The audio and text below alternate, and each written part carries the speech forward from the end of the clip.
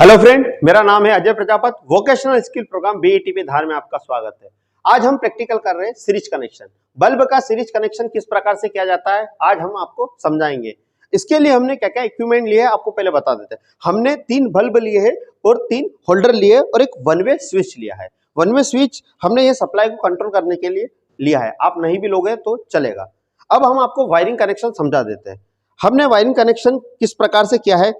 हमने पहले main supply लिए और उसका फेज हमने जो वन वे स्विच है उसके लास्ट वाले टर्मिनल से कनेक्ट कर दिया और उसका जो ऊपर वाले टर्मिनल से हमने फेज उठाया और उसी को हमने जो ये बल्ब है, ये बल्ब का फर्स्ट वाला जो टर्मिनल उससे कनेक्ट कर दिया और इसका जो सेकेंड टर्मिनल उससे हमने फेज को लिया और जो सेकेंड वाला बल्ब उसके फर्स्ट वाले टर्मिनल में कनेक्ट कर दिया और इसी को निरंतर आगे थर्ड वाले बल्ब में हमने कनेक्ट कर दिया है।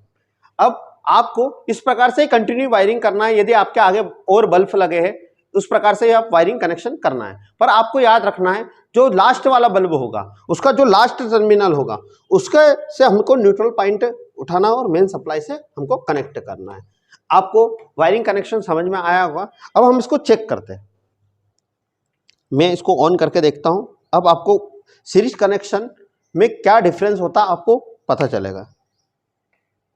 ये हमने जो सीरीज कनेक्शन करा है तो हमने आपको सबसे पहले मैं बल्ब बता दूं, ये 60 वाट का है और ये भी 60 वाट का और ये 100 वाट का। अब आपको लग रहा होगा कि ये 100 वाट का होने के बाद भी बहुत कम ग्लो कर रहा है और 60 वाट का ज्यादा ग्लो कर रहा है, पर हमारे नॉर्मल घर में ऐसा नहीं होता। हम जब घर में बल्ब लाते हैं तो जो ज्यादा उजाला जो देता है वो 100 वाट का देता है, ना कि 60 वाट का। तो इसका रीजन ये है कि सीरीज कनेक्शन जब होता है, सीरीज कनेक्शन जो हम कर रहे हैं तो उसमें करंट सभी जो इक्विपमेंट है उसमें समान होता है, पर वोल्टेज डिवाइड हो जाता है, बढ़ जाता है। जैसे आपने देखा होगा कि 60 वाट है, इसमें वोल्टेज सब में बढ़ चुका है। तो बढ़ने का रीजन जैसे हमारे घर पे सिंगल फेज सप्लाई आ रही 250 वोल्ट, तो वो तीनों में क्या हो गई, डिवाइड हो गई। पर आपका जो जितना ज्यादा वाट का बल्ब होगा वो उतना ही कम वोल्टेज सीरीज कनेक्शन में लेगा। हम आपको मल्टीमीटर से भी चेक करके बता देते हैं। ये हमारे पास डिजिटल मल्टीमीटर है, हमने इसको एसी सप्लाई पर कनेक्ट कर दिया, जो एसी वोल्टेज पे सेट कर दिया है।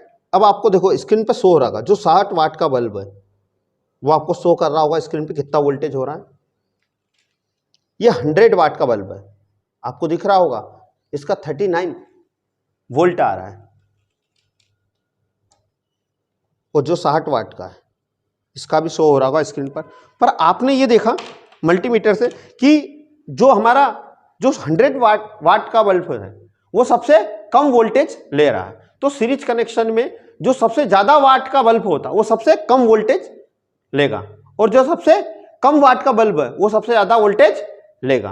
अब हम सीरीज कनेक्शन का उपयोग कहां पर करते हैं घर में, जो हमारा एमसीबी और फ्यूज होता है उसका कनेक्शन हमारे घर में हम सीरीज में करते हैं। सीरीज में करने का कारण यह रहता है कि हमारा सभी इक्विपमेंट में करंट क्या जाए, समान सेम जाए।